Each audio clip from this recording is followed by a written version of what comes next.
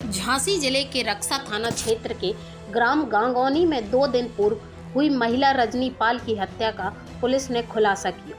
Police के अनुसार महिला की हत्या अवैध संबंधों के चलते की गई थी। पति को शक था कि पत्नी के अवैध संबंध दूसरे युवक से थे। इसी पर गुस्साए पति ने रस्सी से गला घोंटकर लाश को खेत पर ही छोड़ दिया। रक्सा थाना अध्यक्ष अरुण कुमार तिवारी ने आरोपी पति को गिरफ्तार कर लिया है।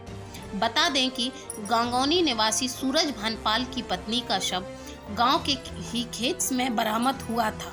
मृतका के गले में रस्सी का फंदा पड़े होने से गला घोंटकर हत्या की आशंका जताई गई थी। रक्सा थाना अध्यक्ष ने जब बारीकी से छानबीन की तो पूरा मामला खुलकर सामने आया। ज्ञात हुआ कि पति को शक था कि मृतका के गांव के ही एक व्यक्ति से अवैध संबंध थे। इसको लेकर पति पत्नी में अक्सर विवाद भी होता रहता था। घटना के दिन भी दोनों कर कहासुनी हुई। इसके बाद सूरज भान पत्नी रजनी को लेकर खेत पर काम करने पहुंचा। इसी बीच चारा बांधने वाली रस्सी से गला घोंटकर उसकी हत्या कर दी और मौके से फरार हो गया।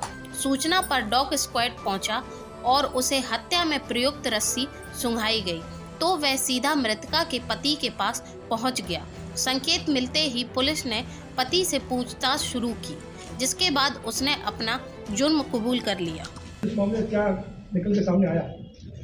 झांसी जनपद के रक्सा थाना क्षेत्र में गंगौली गांव में एक सूचना आई थी कि खेत में एक महिला की डेड बॉडी पड़ी थी।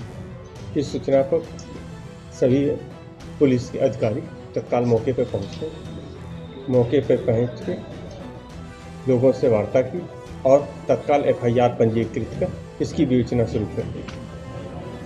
एफआईआर उस महिला के पिता ख्याली प्रसाद जो हैं, जो मध्य प्रदेश के रहने वाले हैं, उन्होंने लिखा है। उन्होंने उस महिला के पति समेत उनके 4 भाई और सास ससुर के खिलाफ मुकदमा लिखा है।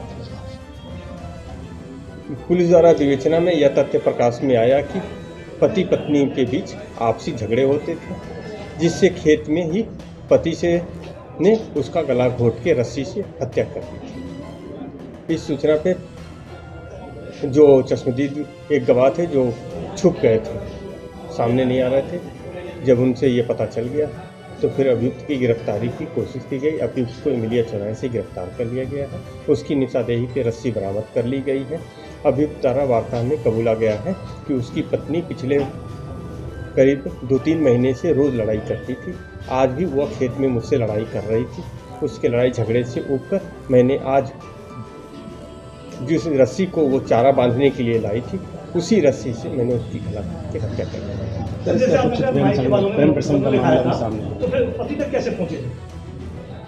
ये प्रेम संबंध का ऐसा कोई मामला नहीं है। ये पति पत्नी के झगड़े का मामला है, जिसमें पति ने गुस्से में आके ये कदम उठा लिया था। झगड़े की वजह क्या क्यों झगड़ा होता था? ये इसके समझ में नहीं आया। इसे हमने पूछा झगड़ा क्यों होता था, कि तुम लोगों का रोज़ लड़ाई झगड़ा क्यों होता था।